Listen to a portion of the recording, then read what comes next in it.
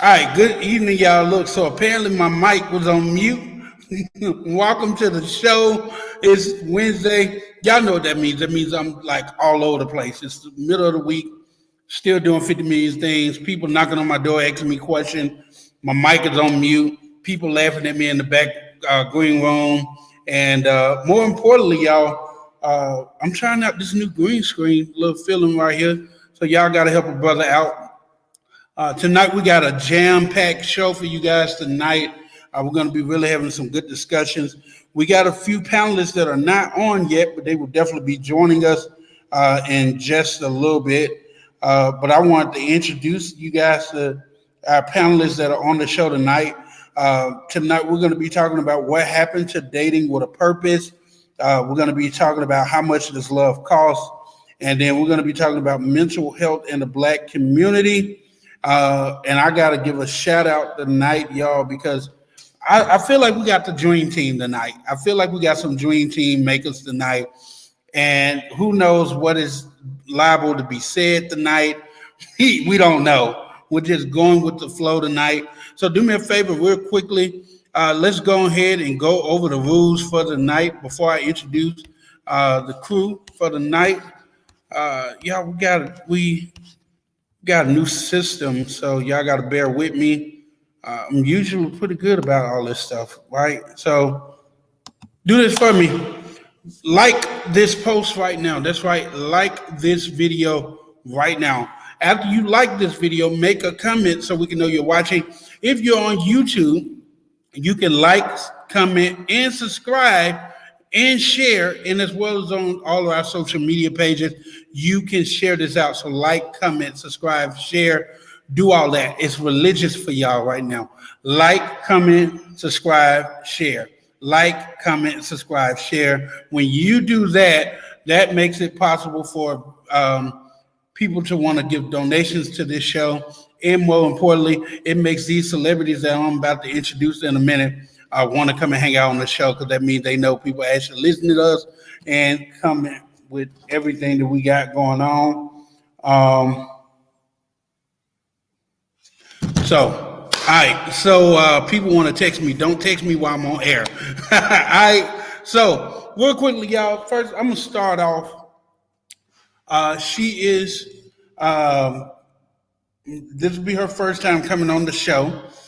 She hosts an amazing podcast. If you haven't heard it yet, listen to the name of it so that way you can be able to go check it out. It's called The Great Conversationalist.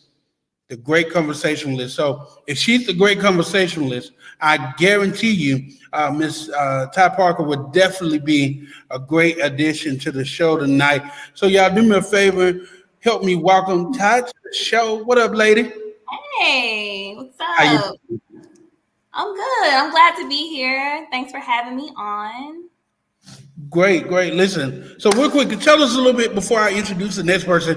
Tell us a little bit about The Great Conversationalist. How do we listen to it, and what can we expect? Yeah, so The Great Conversationalist, it is a podcast that is centered around the African American millennial experience. And basically, we talk about all things, that's within our culture, whether it's, pop culture, whether it's, educational conversation. And we just do think pieces. I usually have on a guest or two. And we just do kind of think pieces around specific topics. We talk about all things. We talk about celebrity gossip. We talk about finances. We talk about relationships. So, check it out on all major platforms, anywhere you can find a podcast.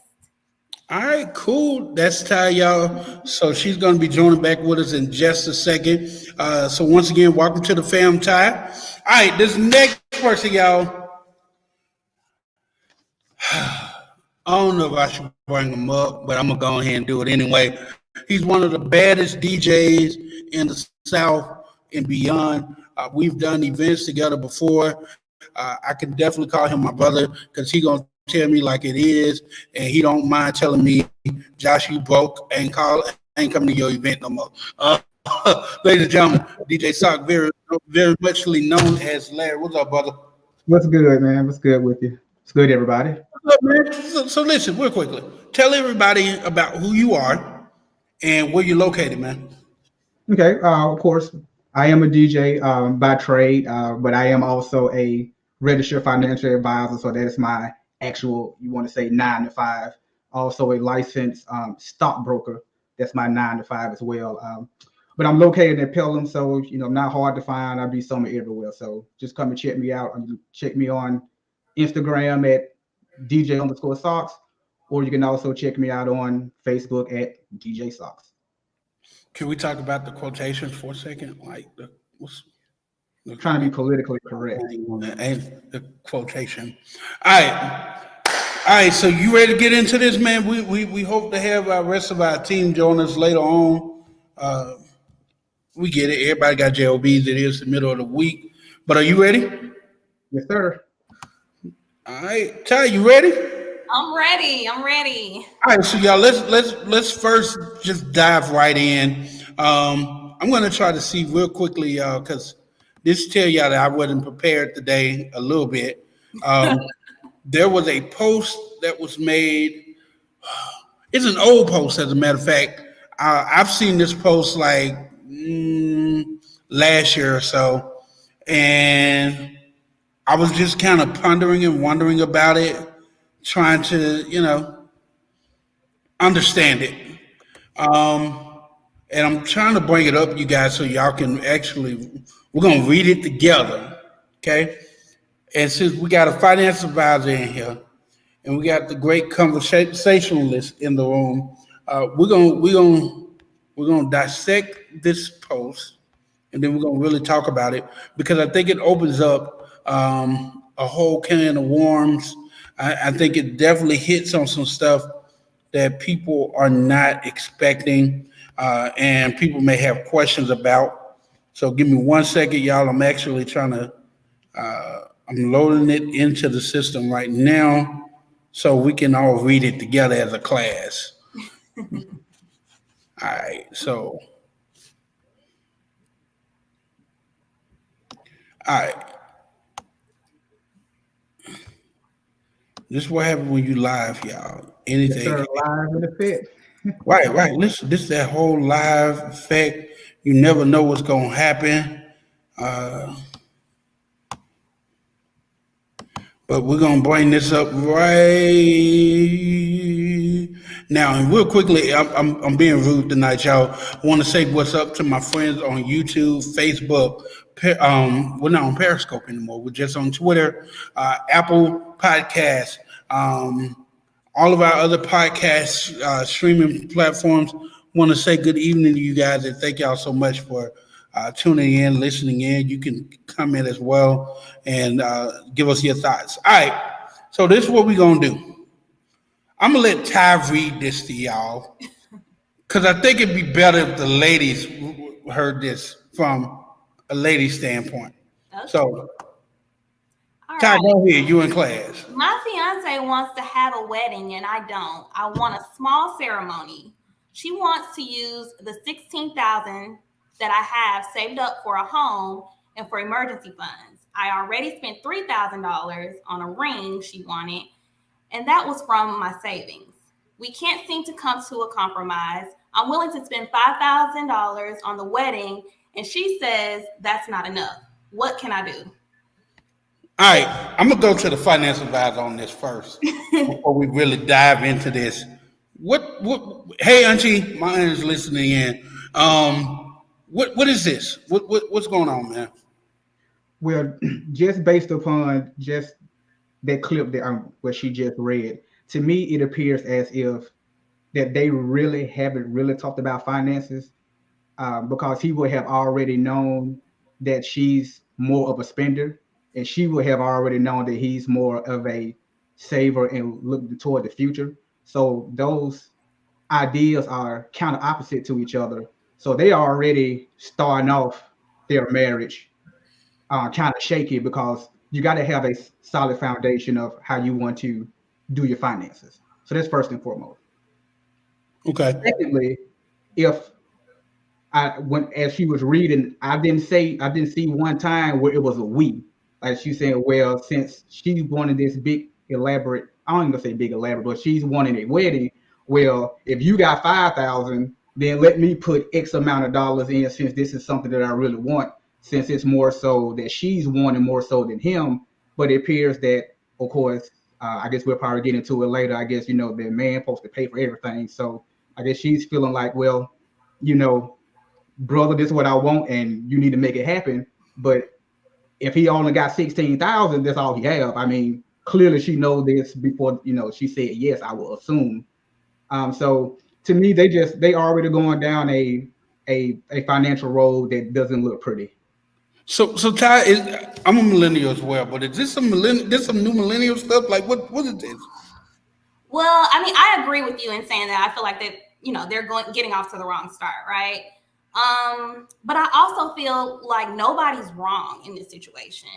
I feel like he is entitled to say, hey, I only want to spend $5,000, and she's entitled to say, I want to have the wedding of my dreams.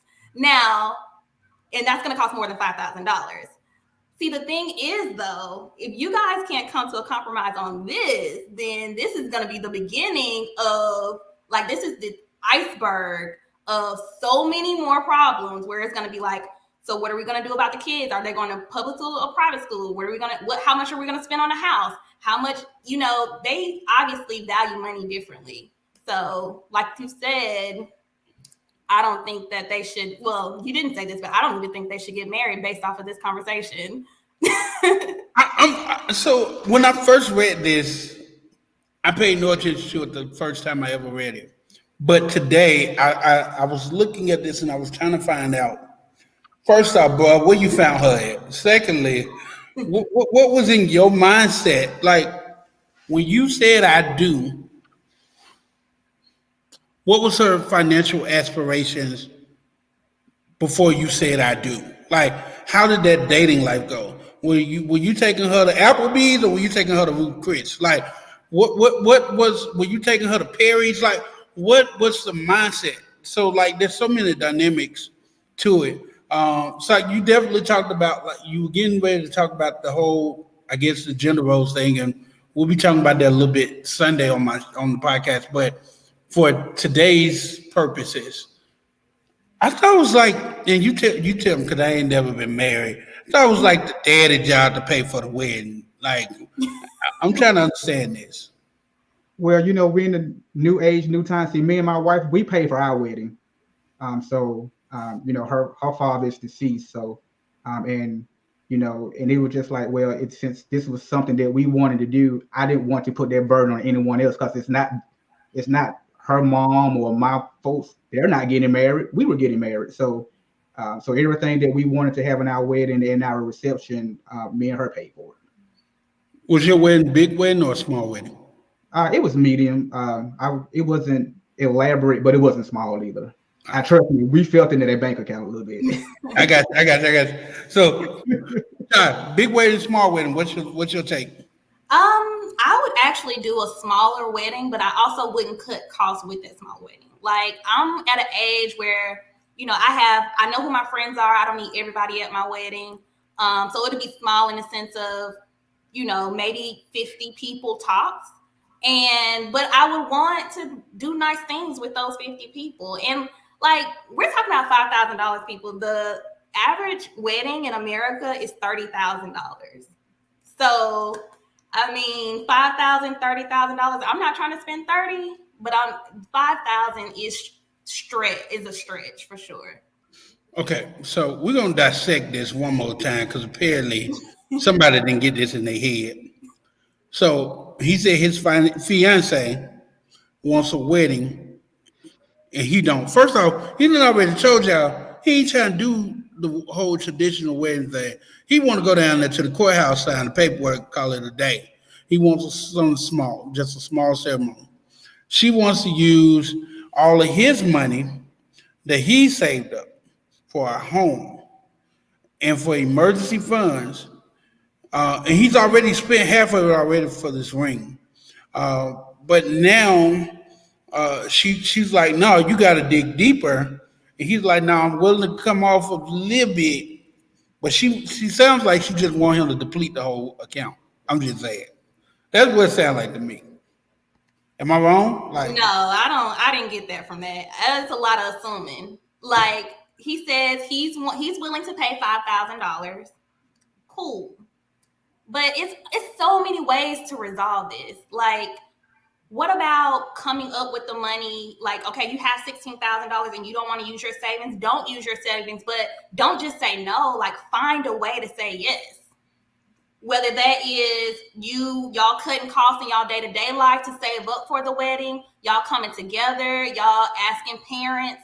Like, he's just like, look, I don't want a wedding, and I'm gonna give you these $5,000, and you need to be all right with it. And it's just like, nah, I can't do it in with $5,000. I think you can have a nice wedding with $5,000. You can, but that's not what she wants, and this is supposed to be a compromise, right? Yeah, I would be prone to agree with some of that if we would have seen a we statement anywhere in that. It appears as if it's all on him. Now, if it's going to be a we, like, okay, babe, I already got 5,000, so you get your 5,000 together. Now we got 10, and then we can go from there. But it doesn't appear like it's a we scenario. It appears like it's all going to be on him. And if it seems like that he's really looking forward in the future, because the major thing he said is a home. Now, we know, depending on what type of loan that you get, let's say for a traditional, conventional loan, you got to have 20,000. So if we could do simple math, so if the house is 200,000, you got to come with 40 G's off the rip.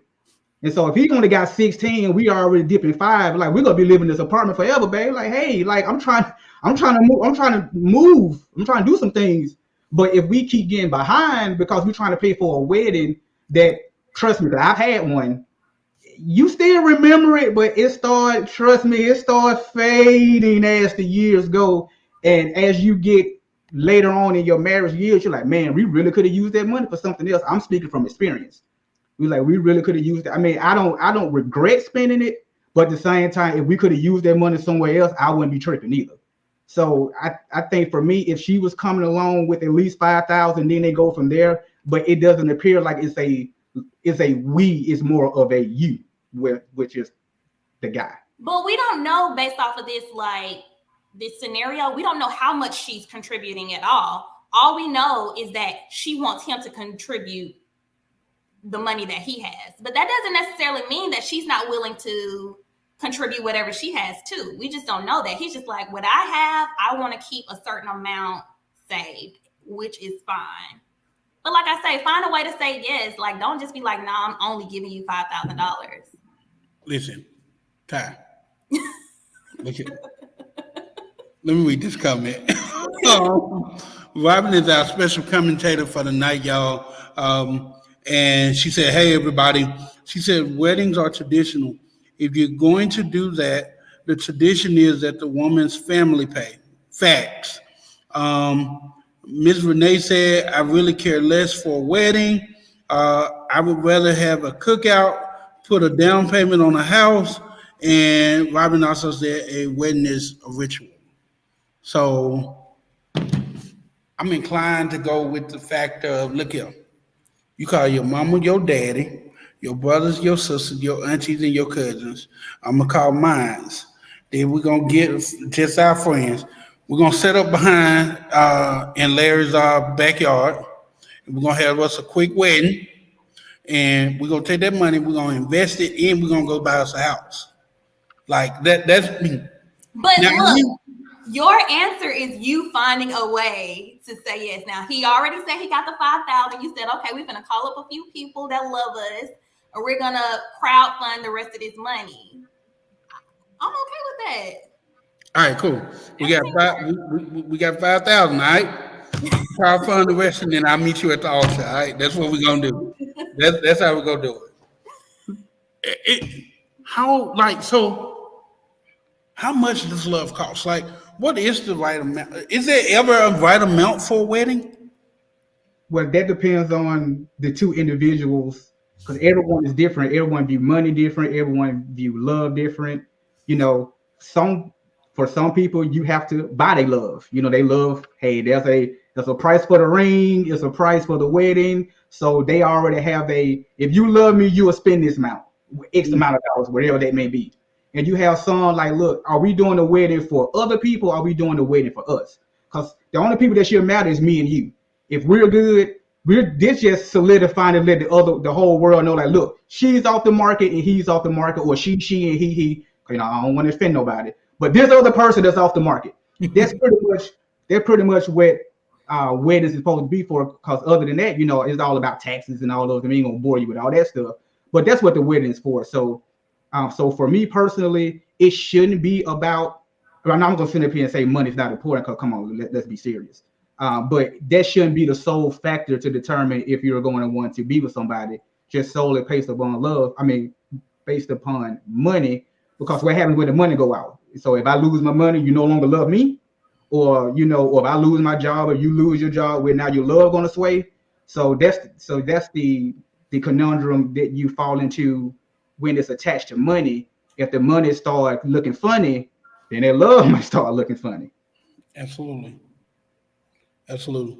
So I think that this is a discussion that would always continue to go because there's so many factors in it. And as we all stated, like we don't know her stance on it. We don't know how she felt, what she was willing to put up. But all I do know is that my brother has one good mindset, and that is the savings thing. Like I got to give him credit for that. He's got the savings mindset. I got this amount for a house. I got this amount to do this wedding. The rest, you know, we just gonna let grow. So I give him that. Let's check in the comments real quick. Star Kimmy, the owner of Mahalia Cafe, said she is.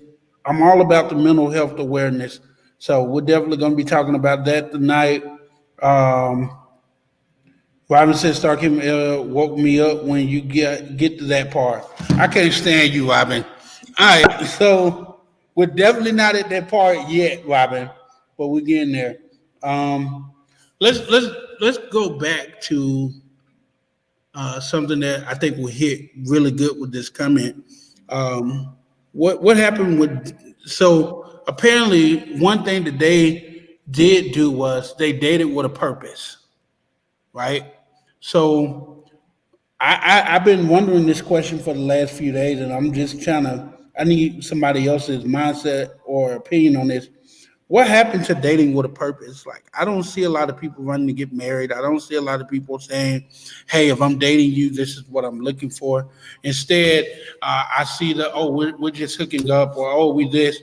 So what happens to dating with a purpose? Like, Sark, I'm going to go with you because you're the married one of the group right now. You dated with a purpose. Yes, I dated with a purpose, but to answer your question, I think it's a lot of societal reasons why. First, let's be honest, it's from a guy's perspective. So I hope I don't offend nobody. You know, it's kind of, you know, it's easy to have sexual relations these days without having to actually be married. So if you one of those guys like, hey, I just want to keep my options open for the ladies too. So like, hey, I don't have to be tied down to one person because, you know, back, you know, and our grandparents there, you know, it's kind of like, hey, you know, the old shotgun, like you have sex, hey, you get married, like that's just kind of how it was. But, you know, now it's, you know, we so free with it. So that's one thing that has changed. And then, of course, now with the finances, with unfortunately, you know, the laws aren't favorable to men. So if you with a woman, then you guys get divorced, hey, she getting had, even if you had all that prior to her, you know, that's another thing you have to worry about as a man is, okay, how much of everything I've already have accumulated prior to her that I'm gonna have to give if it doesn't work out. So that's the second part, you know, that goes in guys' minds.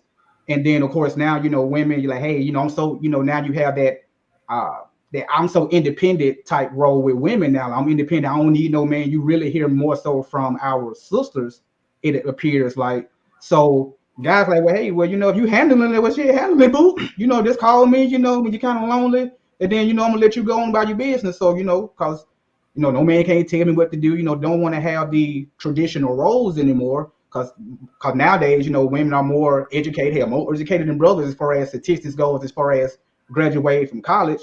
So, you know, so women are coming in much more educated. And so now, you know, their standards are higher.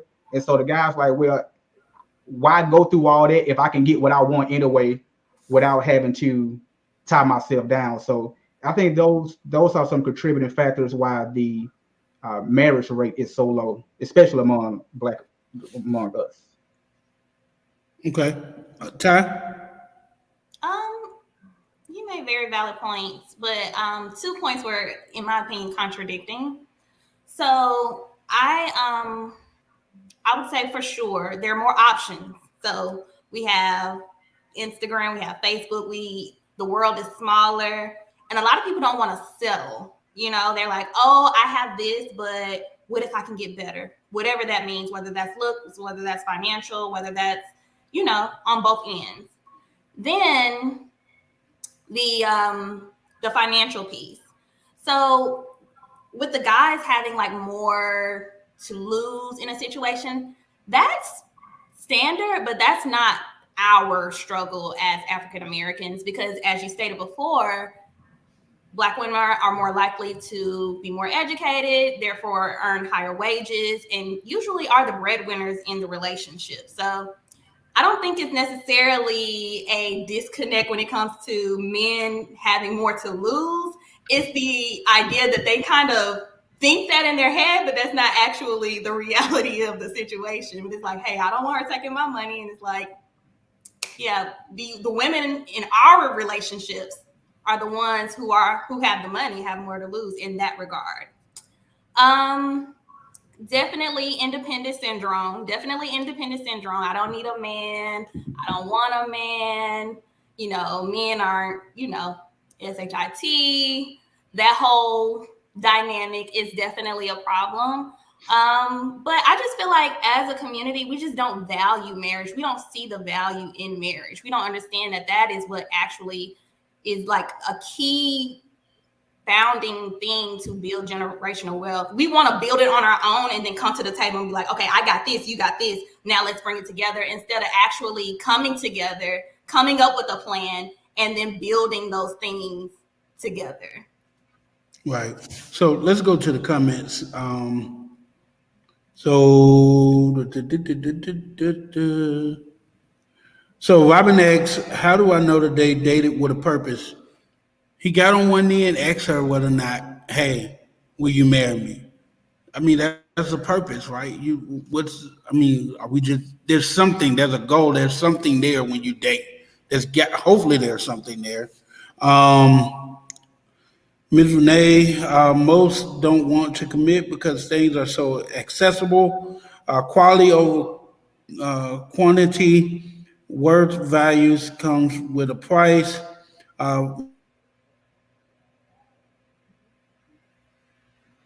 And then Robin said, great point, Queen. People are not here gambling, or we are aware of shenanigans that a lawful marriage really is.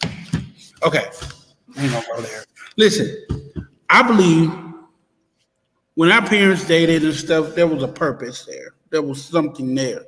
And you would hope that was like the same, I guess, example for you. Like you date somebody with the purpose of being with them for a long time, whether it's to be married, whether it's to be just living together, whatever. There's a purpose. There's something. There's a reasoning there. Some people just date somebody just because they get lonely at night, or they want to have somebody they can say that they're with. But everyone isn't. You are reading everything right. Look, Robin, you can jump on here. You got the link. All right. I don't know. Like, I just want to know, like, do people date with a purpose anymore? Does it exist? I don't think so. I don't think people really date with a purpose. I think it's kind of like whatever happens. Like, let me get to know this person, and whatever happens, and whatever doesn't. Like, I feel like we live in a society, like I said before, like we don't value marriage. Like, it's like, why get married? Like, for what?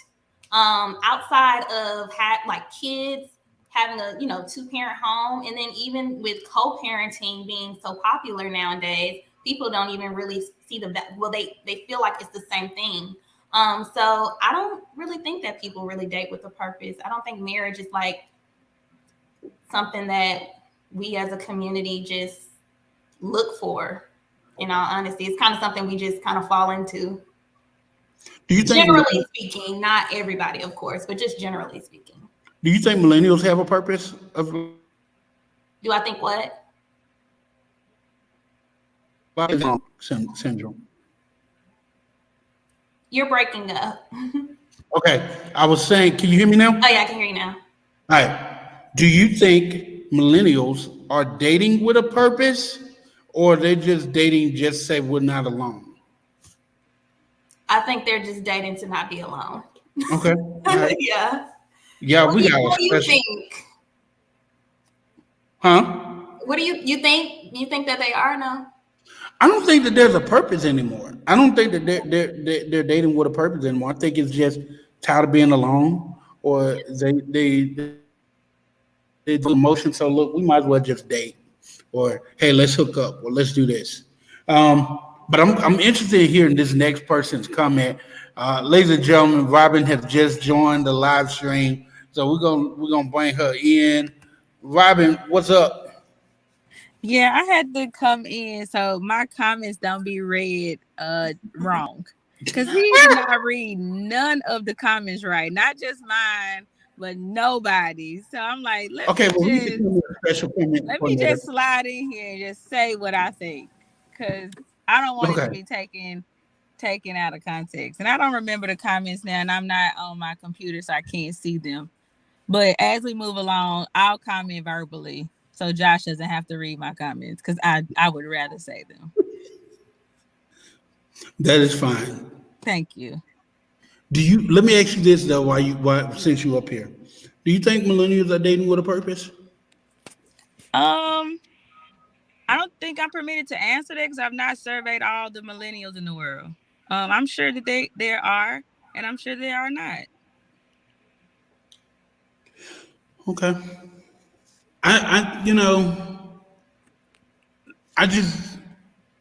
It's funny because even as we kind of talked about, I was talking to some friends earlier today about just dating in general and what that looks like now.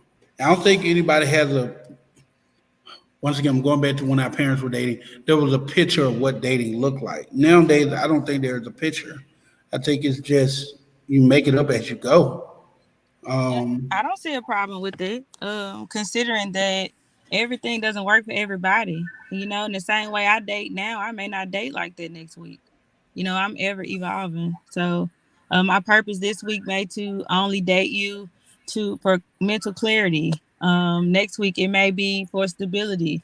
Different phases of your life, you have different purpose, different motives, so you never know. So I don't know. Dating with a purpose in that moment, I guess. Yeah. Because it could change. We grow. We're supposed to be growing anyway. Perceptions change. Feelings change. Understandings change. Understandings change? Yeah. As you grow, what you thought you understood, you may not even have known it any better. Right. All right. What y'all think? You may have thought you wanted an athlete until you got you one, and then it's like, oh Lord, I'll never do that again. You may have wanted a light-skinned, long hair, thick girl. Then when you got her, you like, that's not what I thought I wanted. You don't know until you put yourself in those predicaments where I wanted an independent woman until I got one, and I'm like, okay, I would rather have somebody who needs me. So it's trial and error. I think that's true, and I think that is the reason why, like, us as millennials are so we're cautious about commitment, is because we understand that things change and we change, and then also we're making these decisions at like older ages than like our previous generations. Like, we are having kids at older ages. We're more educated, and we have like a better perspective of just life in general. And like, we understand that things are ever changing in life. And it's like, hey, I like you today, and I might like you for the next 5 years, but on year 6, I might have a completely different perspective about life, about you, about what I want. And that can make people really, cautious about just lifetime commitment, marriage. And coming to and it like transitioning to into the mental health thing, but just being accepting of that. Things changed. Being transparent and open with, I liked you yesterday, I don't like you today, I really don't. And that's okay if that's how you really feel, instead of faking like, oh babe, I love you, and knowing you don't even want to sleep next to them anymore. Release them and let them go on about their life. Larry, go ahead, Larry. I see you shake your head. Go. Well, I guess my personal journey, I knew like when I graduated high school, like in my late teens and then in my 20s, I knew personally it was a personal thing for me. I knew I didn't want to get married before 30. I already had that. That was my number. Like before 30, I'm not going to be serious, but I always was honest with whoever I was talking with at the time. I let them know that, hey, I'm just trying to find myself, we can have fun, et cetera, et cetera.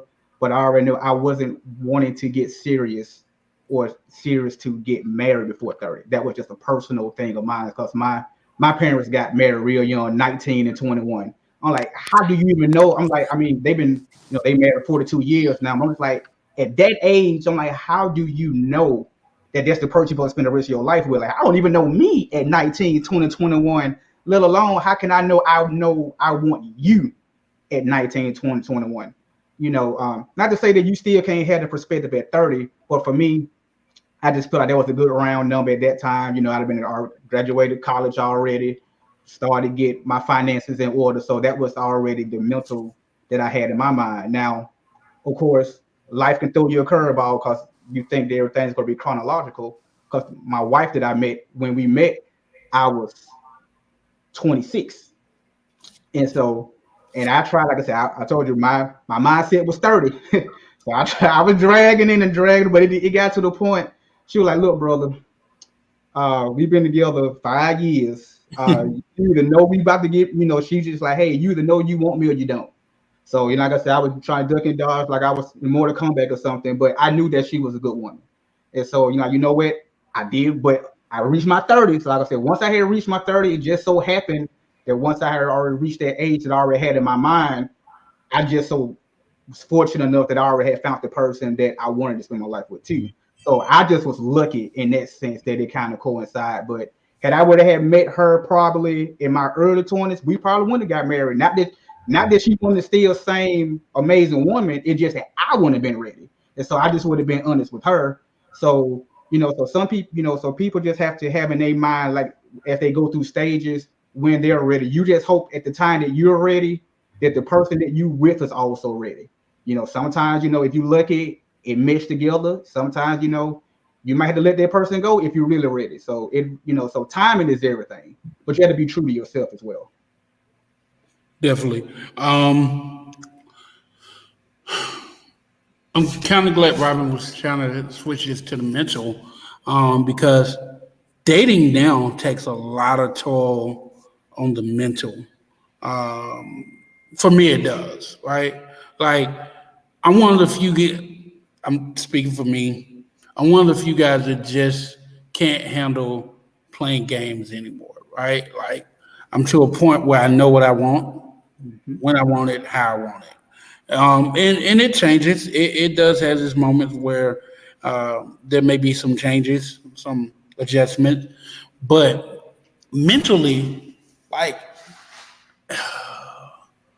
it is hard to say. It's hard to say, hey, we dating, but then on the flip side, she's like, oh, we're dating, but this is my friend over here. Like, I don't have time for the friend over here situation. Like, But isn't that like a conversation that I think, and this is like hookup culture is like a really bad for us. And then also the talking stage, like whatever that is, like I feel like it's very important that we don't assume people are exclusive. We have those conversations. And I find a lot of times, like just in French, like my friends, when they're having like they're going through their dating or whatever, and they're being courted or whatever, they're like, we're together, or they're upset about something he's doing, or he's upset about something she's doing, but they've never had a conversation about being exclusive. They've never had a conversation about, hey, are you dating anyone else and dating me? Is that okay? Is that not okay? Like, those are real, genuine conversations that you have to have. And I don't think it's fair to like have an expectation out of somebody when you really hadn't even had the conversation. Like, I don't know whether that's your situation, but I find that's a lot of like my friends' conversations for sure. Gotcha. All right. So, Robin, I'm gonna bring you back, and because I know you said you don't have your computer to look, but when they said, I would love to date with a purpose, but the feelings need to be mutual. Most that I have dated want friends with benefits and know that is something that I will not offer. So I just have associates. You can ask me to do white things in a state of getting to know you. We need to know each other, and simply date can just be walk. Simply dating can just be a walk in the park. Yes, yes, it needs to be chatted about. Yes. So, Bob, let me bring you back. I don't know if you're on a call still or what. You there? Yeah, I'm here. When the phone rung, it just kicked me out. Gotcha. So, and for those that are just tuning in, welcome to the Moses with the Motivator. This is our Wednesday edition. Let me bring back up the names of our amazing guests for tonight. We got DJ Sock, we got Ty, we got Robin, and right now we're on the subject of mental health, really, and it's kind of coincides with this whole conversation that we've been having about what's the cost of love, what's dating with purpose, but it takes a toll because you seem for me I seem to ask myself this question a lot. What does love cost? What is my purpose of dating? Is this person on the same path with me as dating, as far as with the purpose? And most importantly, can I mentally handle what this person is bringing towards me, or bringing into this relationship? I think a lot of times we forget to ask that question of, can we mentally handle this relationship? Can we mentally handle being in a relationship? Um, Anybody can kind of jump in, kind of answer that, or put their own 2 cents or their spin on it. It looked like Ty got something to say. Go ahead. Well, I was gonna say, like, I'm real casual when it comes to dating, in the sense of I don't really let it stress me out much, honestly. Right.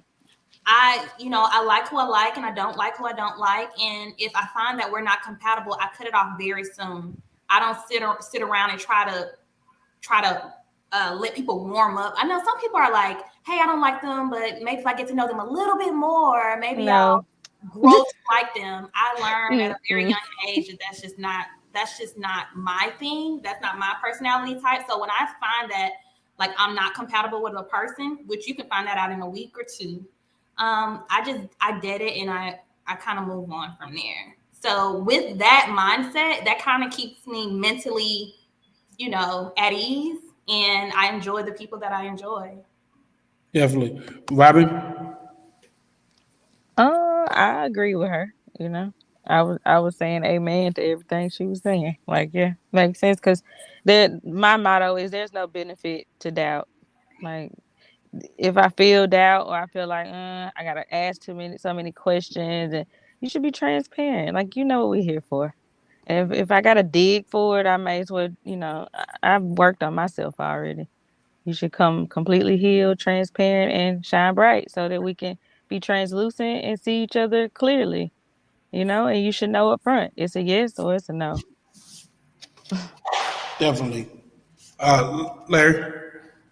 Well, just listening to the ladies, I would say from a guy's perspective, it's confusing on the notion of every woman's idea of the ideal mate, or what is a real man. It differs so much from woman to woman, And as a man in society, you can kind of get confused because, you have some women like, hey, he need to be able to, build houses. And, then you got some women like, hey, no, he need to be able to know how to cook. Then you got some women like, hey, he need to take care of all the finances. Then you got some women like, hey, I want to build with you. So I'm going to have mine, you have yours, you build together.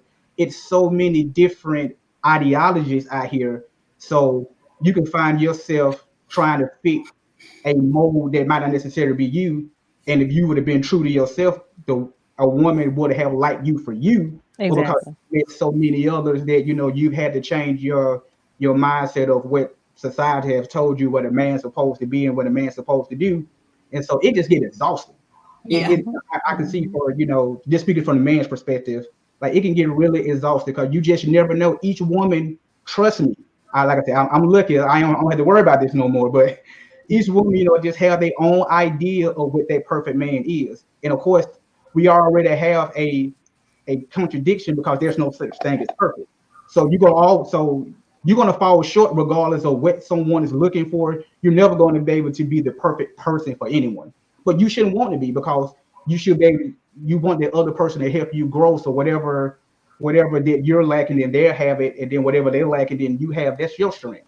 But it just appears that everyone either looking for perfection or just not being just real with themselves, and that person setting boundaries like, look, this is what I want. If we kicking it, or like, hey, I'm kicking it, but I'm gonna kick it with somebody else. Because you'd be amazed how some, women or men like, hey, yeah, that's what I want, or no, that's not gonna work for me. And so if you just straight up front, you can avoid a lot of headache and a lot of heartache on the back end because you was already straight up with that person when you first met. I wanted to piggyback off something he just said too about nobody's perfect, or stop not looking for the perfect somebody. But for me, perfection is balance, having the right amount of negative and the right amount of positive. It's not perfect like, oh, you just everything right. It's you perfect for me, and it's reciprocity. We yin and yang. Your darkness is my light and my light is your darkness. We fuel each other and we produce power, because you have to have the right amount of negative and the right amount of positive to create power. If we both the same, what we doing? We just kind of accommodating each other in a comfortable place. But if we growing and we producing, then it's gonna take some push and pull, some give and take, some wiggling. You know what I'm saying? So for me, perfection is just being balanced, and it's gonna show off in your aura. It's gonna show off in what you're producing. It's gonna show off in your smell, your aroma, your taste, your skin. Like, oh, okay, y'all work good together, or y'all draining each other. Right. So I know you up front. If you for me, you for me. If you not, I already know it's a no. I think once again that's the important part of us taking care of our mental and really being tuned into ourselves to know, like, let's not get blinded by the fact of how you look or how you sound, and instead, like, really looking at the purpose of who that person is and if that person is meant for you, without coming up with your own mindset. I think it's important that you tune into your mental and listen to your heart, listen to your mind, listen to that gut feeling. But it's okay sometimes if you have, for me, to have a little doubt sometimes, but you got to really process what is being fed to you so you can know. Like, I like what Ty said, like, she's just like straight to the point. Look, you got to go, you ain't for me. Because for me, I would hope that that's her saying she's tuned into her mental of who she is. She knows what she can handle, what she can't handle, and she knows what she likes and what she doesn't like. And so I think that's important to do, especially in that. But then you got them folks Oh who Lord. just they just want a warm body next to them. They just want to say that they found somebody they can call boo bae, and all this stuff, and then you realize you done spent like most of your time with this person that's not who you want to be with, or you done found somebody else that was down the street that kind of got everything else you like, and now you're trying to talk to them and talk to this person. You're still trying to figure out, and then you kind of just pulling yourself in both directions because you don't know what you want anymore. you for most people, I think after a while of dating or trying to figure it out, you can kind of get misled, even in your own self, because you think person on the right may be for you, but then person on the left may be for you, and then you just kind of at a point where you just get frustrated. You're like, okay, I don't know no more, so I'm gonna just date both. Well, can I ask a question? Go ahead. Do you go to Publix for everything? Oh God, how did I know you was gonna do this to me tonight? No, I'm just asking. No, If something's going on with your air conditioner, do you take it to Publix? no. Okay. Well, if you wanted an heirloom tomato, would you go to Publix? I guess I don't know. Yeah. If you needed an heirloom tomato, would you trust Publix to give it to you? I'm gonna let one of them answer this question. Yes. Okay, exactly. I So don't know that. Yeah, sure. for some people, I can only speak for me, right? And the people that I'm acquainted with. But for some people, it's not like a one-stop shop. Some people are particular. Like I eat heirloom tomatoes, only farmers market, and sometimes Publix has those. Walmart don't have that. And it's not that I'm knocking Walmart. I'll take my car there sometime and get my oil changed. And they do a good job there. But I'm not going there for a tomato. You know what I'm saying? It's like it's not that I don't know what I want. It's just you don't have the capacity to provide that for me. And that's okay and don't get discouraged because you bring good value to my life, but in this area. And I'm not closed-minded so much so that I know, I can't talk to you because I'm getting tomatoes from over here. But what about water? What about shelter? So, What Robin, about are you polyamorous or? I am. Okay. I am. That sounds like a poly. I mean, once you really zoom out It or is. zoom Listen, in, idea. I you knew you was realize. gonna go there. What'd Go you ahead, say? Josh. I was gonna say I knew you was gonna go there. I just didn't know the analogies you were gonna use tonight. And No, I it have to was be just prepared it's anytime just you my say truth. It's just my truth because I'm not gonna lie, like I spend 75% of the time with one person. But that one person understands that if he wants me to solely be who I am for him, there's other compartments and chambers to me that needs to be fed as well. You cannot keep up with me mentally. definitely. So, do you think? I'm just curious. I did a whole podcast on polyamory, and I learned a lot. So, do you think that there's like one person out there who can fulfill all your needs, and you just haven't found that person, or you feel like it doesn't exist? I'm not really permitted to answer that. I'm not 100% God, so I don't know. I would, if there is, please find me, sir, and hurry up, and I'm What? open to him. I'm very open to him. Ooh, the Lord know I would be glad to just have one stop shop and I ain't got to do all of that. But fortunately, I have a nice group of people who love the heck into me and they take good care of me and my soul and my spirit. And, right now I'm not needing or wanting for that one person. But if he magically appears, then hey, it is what it is. So y'all hear that? If you magically appear, you can reach Robin on Facebook. That's her name right there. Her thing. She typed it. I didn't. That's her name. And if you feel like you're that person, holler at her. Let me take a quick break, y'all. I got to remind some folks because I see some of my sponsors on here. Real quickly, y'all. So Friday is a big day here at E19 Birmingham. We're doing a food giveaway. We're doing 100 boxes of food. I got to thank my friends who connected me to the organizations that are doing food boxes because I wouldn't know where to go. I'm just going to be real with you. I know everybody think I know everything. I don't. So I'm grateful. We're giving away 100 food boxes, one box per car. I got to thank Attorney Ben Larkin, Attorney Eric Hamilton, Judge Ann Dorward, Attorney Chris Christie, Storytime Inc., Voxy on the Box Bartending, Nina Taylor, Pure Romance. Yeah, I said it. Pure Romance. Attorney Adrian Powell and Taraji Ransaw. All these people that I'm naming are running for office. Ben is running for judge. Eric is running for judge. Judge Dorward is successful in her campaigning, so she doesn't have an opponent. Chris Christie is running for judge. Nina Taylor is running for state rep, District 60. Adrian Powell is running for judge.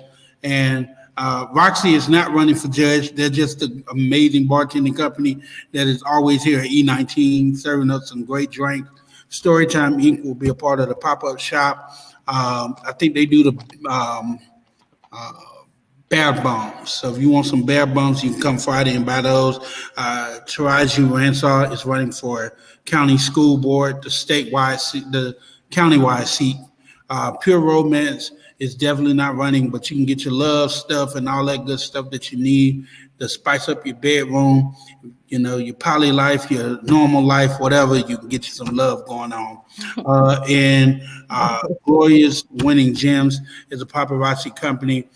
So we're starting at 11, lining up in front of E19 building, 602 19th Street, Inslee, Birmingham, Alabama, 35218. All right, we're giving away hot dogs that day. We want you guys to come in and shop with the pop-up shop people, but one box per car. Please don't come to me and say your neighbor next door need a box, because I have to say no, because we have to follow guidelines that were given to us, and we want to just make sure we're able to feed enough people. And it's my prayer that hopefully in the morning I'll get a call from somebody and they tell us that we can get more boxes. But until then, we're getting 100 boxes. So we want to make sure that that happens. And I see Ben Larkin is watching right now. So thank you, Ben. Thank you to all those that are supporting that. And let me say happy belated birthday to Dr. Kimberly Patton, one of the most phenomenal mathematicians in this world. She'll get your finances right. And then you can go to Larry and do some stock trading or something. All right, so let's get back into this conversation. Thank you guys for letting me do that real quickly, because I had to make sure that I announced to people that they can come get food boxes on Friday for Good Friday, as a matter of fact. And then at night, if you want to come and hear your boy, we're doing game night here at E19, but I'm also going to be somewhere else. So I'm scratching myself thin on Friday, but it's for good cause. Hey, Josh, let me know if there's anything we could do, or if we could donate, or however we can help you with the food giveaway. Definitely, we definitely need volunteers. Anybody want to come help us pass out food, please come help out. Your boy will be on the grill. I'm gonna do my grill mastering with the hot dog. Somebody want to bring me some burgers and some steaks, we can have us a party inside the building. Just let me know. Mental. What happened to your girl? I think she had a call, so we're waiting for her to get back in. So the mental of everything, y'all. You're married, so how do you handle the mental right now? Being married, there's a lot of things that you have to do now, because you know there's a lot of responsibility on you. Even being a single person, you got responsibilities. But how do you handle your mental? Well, me and my wife, we keep an open dialogue, so we talk like constantly all the time. And I know this used to be frowned upon amongst us as Black people, but it seems like now more of us are starting to get around. You know, because we have a marriage counselor. You know, because sometimes you just need a third party, somebody that don't know you, don't know your mom and them. Just whatever the situation may be. You just can go to a third party. They can give you some real insight. And so, that helps a lot. And really just keeping, I don't want to say like, you want to share your successes, but it's real important to me. Don't be like, I hate to single them out, but don't be like Jada and Will, as far as like just having all your business out there, because relationships in your marriage is already hard enough. And then you let people know too much of what's going on, people just really poke holes in anyway. It's unfortunate, Because if you're trying to show that you're happy, oh, they ain't that happy. Oh man, he probably gonna be at the club somewhere. Oh man, she probably was on Instagram with somebody. So you have to already worry about the outside influences as well. And then of course the things that's going on, at the home, you just do what works for you. Like I said, we don't really have the traditional, gender roles, because I'll cook sometimes, and sometimes she'll cook. I take out the trash, sometimes she take out. It just kind of like, but it flows for us. And if we go out, sometimes I'll get the check, sometimes she'll get the check. It's because I have a partner, that was important to me. I don't want to be in front of her. I don't want to be behind her. She's right by my side. And that was important to me. But it works for us. Some people, they need to have, show how amazing they marriage or they relationship is. Hey, more power to them. But, for me, I just try to stay as positive as I can, because there's so much going on in the world, try to control my world, what I can control. And, anything that disturbs my peace or disturb the peace of my family, I have to get ready, regardless of what it is. If it's a male friend, female friend, whatever it doesn't matter. If it's going to disturb my home, disturb my peace, disturb my wife, I have to let it go. Because at that point, all I'm doing is just causing more chaos for what? If I just remove that item or that person or that thing, then we get back in balance, then that's important for me. And, and it seems like, people have a hard time if your mate saying, hey, you online too much, but they're addicted to it. It's going to always be conflict because, hey, you're not spending time with me. You're always on your phone. Trust me, there's a lot of, as a married man, there's a lot of potholes. There's a lot of danger zones out here. Cause I go on my timeline, sometimes look like porn sometimes. I'm like, what is going on? So I just turn it off. I'm like, hey, you know what? Let me just go with the wife and let's watch some TV or something. So it's really hard to be married because it's just so accessible. But like I said, I just try to keep all the outside noise, and keep everything best to the best for me and her. But that's kind of how I keep my mental. Because if you don't, man, you drive yourself crazy. Right. Robin, how do you handle your mental?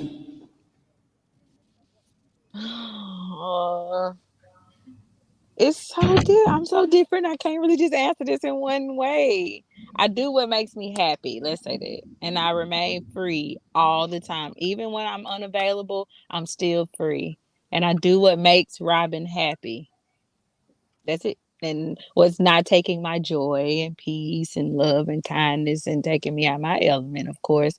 But that's not negotiable. It's like whatever make me happy and a smile on my face and the energy good, then I'm straight. There are times that's more challenging than others, but you just keep affirming myself and keep positive people around me that know me, that mirror me. So when I see them, I see myself and I know, okay, tighten up. That's not that. This ain't that. And just keep it moving. I don't get too caught up in this physical stuff because I know that, I'm a spiritual being. It's not physical. I'm just here for the moment. Gotcha. Ty, how you handle your mental? I try to stay true to myself, in all of my decisions in life. I just try to stay true to who I am. I feel like a lot of depression comes from people just tired of being an avatar of themselves or a version of themselves. So I try to bring my full self to everything that I do, whether that's work, whether that's my friends, my family. And also, I'm one of those people, I'm always having to do something. And if I can't see it, then I didn't do it. So I try to keep reminders of the things that I've accomplished, how I'm moving forward. I'm not complacent. Yeah. Definitely. I stay busy. I stay busy. I try to create new things. I try to keep my mind not wandering but working, to handle my mental. Being around positive people. Robin's gonna laugh when I say this, but my downtime to keep me relaxed is game night. I just, I don't know. I just flash back into just relaxation mode, a kickback, whatever, just chilling. It helps me stay focused. It helps me deal with these folks I got to deal with in politics. Helps me to deal with the folks I got to deal with in church. It helps me deal with folks in business, even in podcasts. Like I do a weekly Zoom meeting with other podcast hosts. Sometimes I just be like, "Why did I log into this?" But I stay busy to keep my mental going. Dating wise, with mental for me, like I said, I just don't have time for games. So if it looks like I'm about to play chess with you and it's not game night, I'm moving myself out the way. And I'm the total opposite. If it's not gamey or strategic or playing with me mentally, I'm not even. It's boring. So break that down for me. I know. I like somebody who knows how to play. Like, I don't know. And it doesn't have to be a game that somebody got to lose because it's not always a lose or win. It could be win-win. We both could win at the end. And I just like somebody who got a game about them I got you. and keep me on my toes, make me think, you know? It's not always black and white. Sometimes it's a little different. Sometimes you can't just go straight ahead. You don't have to make a left. You're gonna have to make a right, you know? Sometimes you got to make a U-turn. Sometimes you just don't make no move at all, and that's a move. Standing True, still is making a move. true, true. So Hey, for me, it's knowing that's like gamely. It's like gamey for me. yeah. Hey, Ty, real quick, let me do a check-in with you because I know it's storming where you at, and I think we're supposed to be getting some bad weather soon too. Is everything good over there? Yeah, I was just checking. We're under tornado watch, but it's not like a warning. So I was just kind of checking that out, but we're all good. Yeah. Yeah, yeah. I I, think. I heard somebody say I heard two words, which I heard everything y'all said, but only two things stuck out to me was depression and suppression. When Josh was speaking about keeping busy, but busy work sometimes is a form of suppression.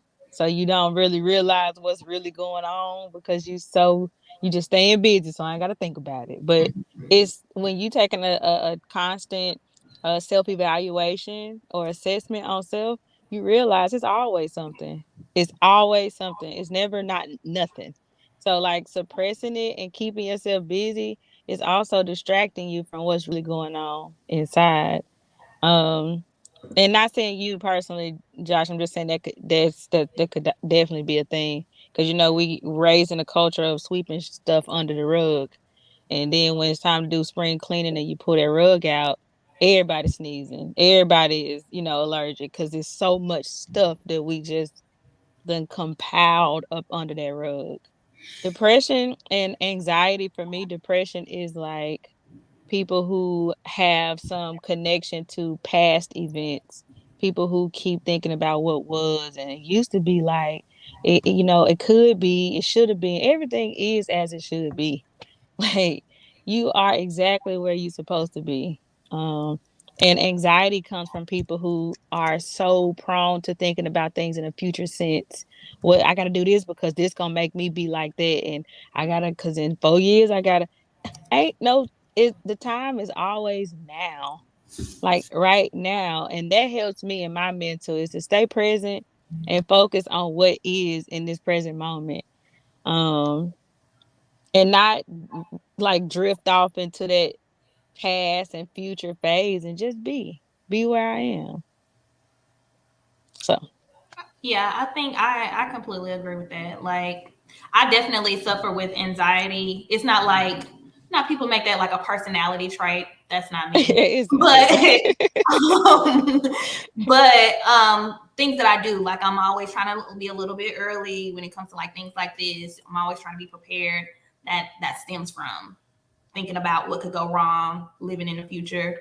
But the thing I think what we all can do as a society too is just be mindful of like I wasn't necessarily diagnosed with anxiety, but I'm very mindful of like my habits and the things that I do and the things that I worry about. And I'm like, okay, now that I know these things, like what can I do to counter those things? Like how can I make myself be at ease? How can I just chill, let it go, Right. Same thing with the whole depression thing. I'm like, dang, I didn't do this, I didn't do that. I'm Right. supposed to be doing this. So I was like, listen, this is what I'm gonna start doing. Things that I accomplish or I set out to accomplish, I'm gonna list them. And even if it's waking up at 8 o'clock in the morning, 4 times a week because I'm a Right. late riser. Like, I've done that. Let me check that off. So when I ever slip into that space, I'm like, okay, I can visually see, like, it's not as bad as you thought it was. This is just you being Right. hard. Right. So And most people who are executors or runners, or people who are effective in crafts, are very hard on themselves. yeah. So yeah, I understand it. And I don't look at mental quote unquote dis-ease as a dis-ease. It's just a disorder, because I see all mental things as superpowers. So y'all don't judge me, because it's just a kid in me. That's how I see it. It is a disorder because of the way we choose to use it. We misusing it. It's kind of like the movie Frozen, where she isolated herself because she froze the whole city, she had a superpower, but she didn't know how to use it, so she put everybody in jeopardy. And it's kind of the same thing. It's like, if you don't know how to use bipolar disorder, you subject to hurt yourself as well as others. But if you understand that you have the ability to see things from 2 different spectrums, and that you have access to pull information from 2 sides, you're a threat. And the reason why you have to be put on quote unquote medication, in my own personal perception, is that they want to keep you in the chemical components or levels that they can control. But if you get around people who are inclined in mental health, you'll realize that you're just different from everybody else. Schizophrenia, you see things that are there. They're there to you. Some things, now you got brain damage or something like that, now that's different. Brain trauma and stuff like that.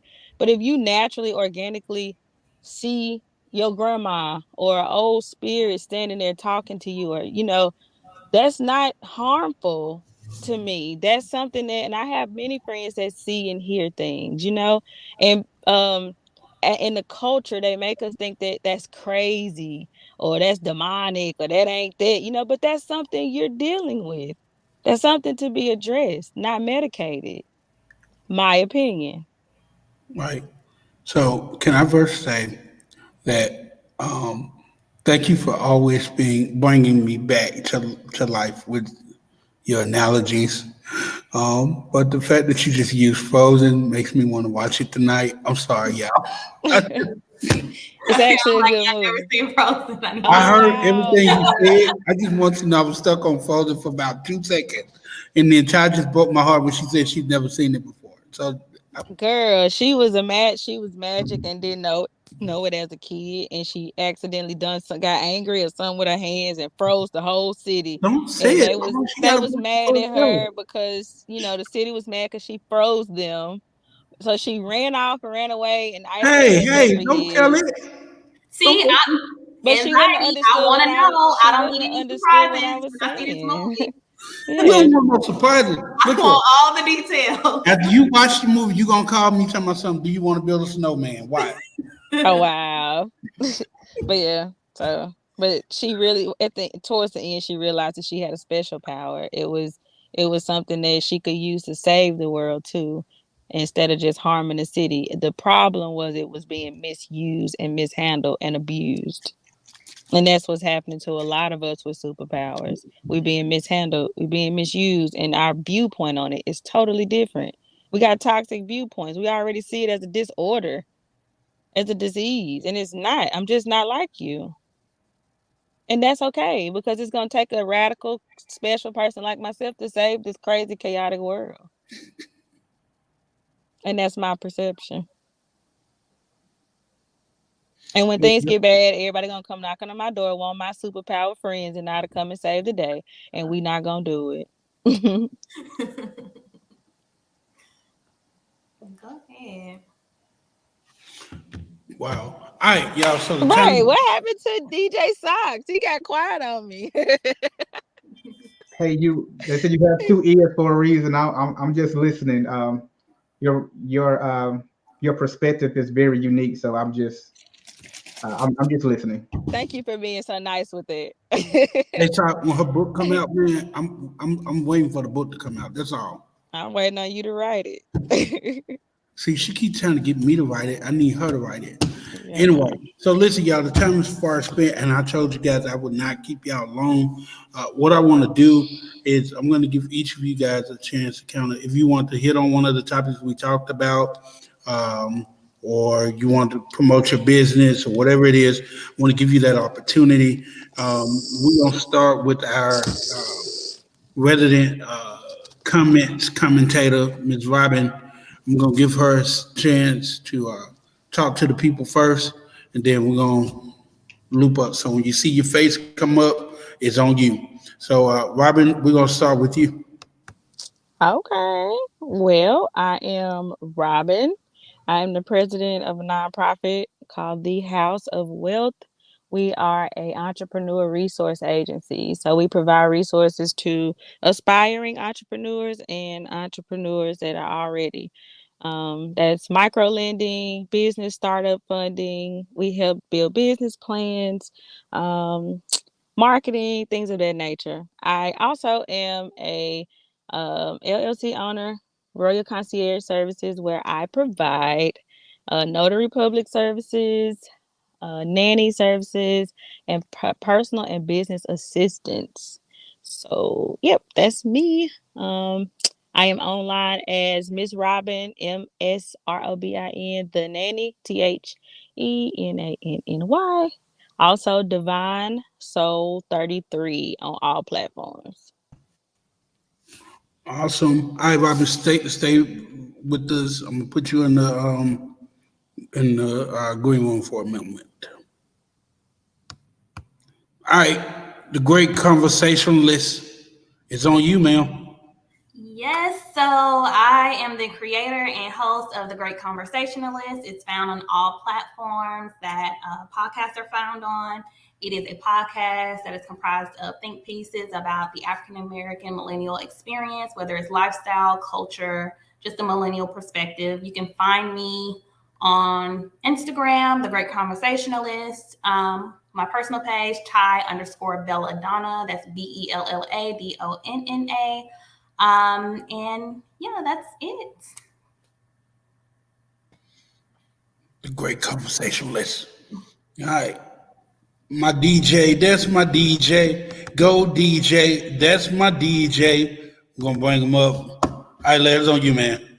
Okay, everyone. Well, yes, as he uh, eloquently stated, I am a DJ, but that's kind of like my side hustle. But my main mission, or what really drives me, is um, my want for us as Black people to actually start utilizing our trying to generate some financial wealth and stability. Because unfortunately, uh, 70% of Americans, have less than $1,000 saved. So when you see people, talking about the bottle popping and $100 wings and all those deals, I'm looking at, hey, well, the numbers is not supporting, that the vast majority of us to even remotely start thinking about, having to buy purchases of that nature. When Black men, this is according to CNN Business, Black men average net worth is $300, and Black women average net worth is $200. So for a Black man, our average worth is 300, and Black women is 200. And for as bright and as aspiring as we are, and as hardworking as we are, those numbers is just extremely too low. And so that's why I decided to get in this in the financial world as a investment advisor. Unfortunately, it's not many of us here. There's only actually 2% in the entire United States that's actually a registered investment advisor. So I'm kind of like a unicorn. It's only actually the exact number is only 316 Black registered financial advisors in the entire United States. So that just goes to show that when it comes to actual finances, we're just falling behind other nationalities. Me and my wife, we have actually started a business. It's called The Simple Equation. And this platform, you can find me on YouTube. As of right now, you can find me on Facebook. It's just to teach about finances strategies. And we also I started a business to do credit repair. And that's also called The Simple Equation, because the fundamental, in order to be able to build wealth, we have to get our credit together. Unfortunately, again, statistics that shows, of course, this CNN Business, 54% of us as Blacks Black Americans, we have a credit rating of 620 or less. So that's basically 1 out of every 2 Black people that you see credit is less than 620. And of course, what that means is if you do try to get a loan, either you're going to get, if you do get approved, your interest rate is going to be astronomical. So that money you could have been using in order to invest or order to put in your business, you're actually getting a loan, or you're just going to get denied altogether. Your house note's going to be too high, your car note's going to be too high, and it just really causes a financial drain just because we wasn't adequately taught how to manage credit and manage our finances. So that's kind of like my drive, my purpose, and so that's kind of where my mindset is. So thank you guys. Definitely. So, hold on, I'm trying to bring everybody back on. Sorry, y'all. Ty just dropped off. All right. So one of the things I want to do, Larry, I'm gonna hit you up because I want you one Wednesday night to take over the show and really talk about finance in the Black community. I think that is important that we talk about, we discuss. I'm big on. Can you not hear me? Can y'all hear me? I can hear you. Okay, Robin just okay. I'm big on the Black community talking about mental health. I'm big on the Black community talking about business. I'm big on the Black community talking about sex and sex education, because we have to know these things, y'all. We got to be knowledge is power, and we just got to really be up here, and we got to be prepared for what's coming ahead of us. And most people may not understand this when I say it, but we even got to be prepared for the things that happen behind us, because we miss some things, and so we're playing catch up. So we got to catch up, and more importantly, while we're catching up, we got to update ourselves on what's new and what's happening, and we got to reach not just one. We got to reach 10. We got to reach 20. We got to reach as many people as we can. We got to teach them. And one of the things I learned is that even as I'm teaching you, you may not need what I'm teaching you right now, but doggone, sometime down the line, you're going to need that. So I want to impart in you whatever it is that I can impart in you. I want to share whatever it is that I can share with you, because you never know when you're going to know it. I was in Boy Scout, and I still remember how to make fire. So, from Boy Scouts. So I still know how to make fire. So it's just those things. More importantly, y'all do me a favor, pray for Ty. She just told me, I guess the power went out where she is. The storm is getting there, and I think we got one coming here to Alabama, y'all. So let's stay prayed up. Let's keep courage. This Friday, y'all, the food giveaway. If you're not doing anything, we need hands on deck. We're going early in the morning to pick up the food Friday morning and bring it back to the west side of town to be a blessing to those that need to be fed and need help. So that's happening. We got a lot of other stuff coming up. Just look at the Facebook. This coming Sunday, y'all, Sunday's episode of Motives with the Motivator will be back in the studio, and we'll be talking about is sex really sex? Hey, listen, we're just gonna talk about it. Yeah, we're gonna get real with it, and we're gonna have a great conversation. As my good friend Robin would always say, you have to open yourself up to learning new things and be open to hearing other people's experience. That's what Robin would say to me, because she says it every other time I talk to her. So, with that being said, y'all, I want to thank y'all so much. Larry, man, thank you. Robin, thank you. Ty, thank you. Everybody, listen, share this video out. Share it. Like it. Love it. Whatever you need to do. I hope it was something that gives you, and more importantly, if you're getting married or you're proposing to your mate, have a financial conversation with them first, y'all. Find out what's going on before you be like my brother in the story this evening. Because knowledge is power, y'all. You just gotta know some stuff. Don't go into things looking like a deer staring at headlights. All right, I'm your favorite motivator, Joshua J. Raby. Of course, we love you. There's nothing you can do about it. And all you need is one motivation. Peace out. God bless. Y'all stay safe in this weather.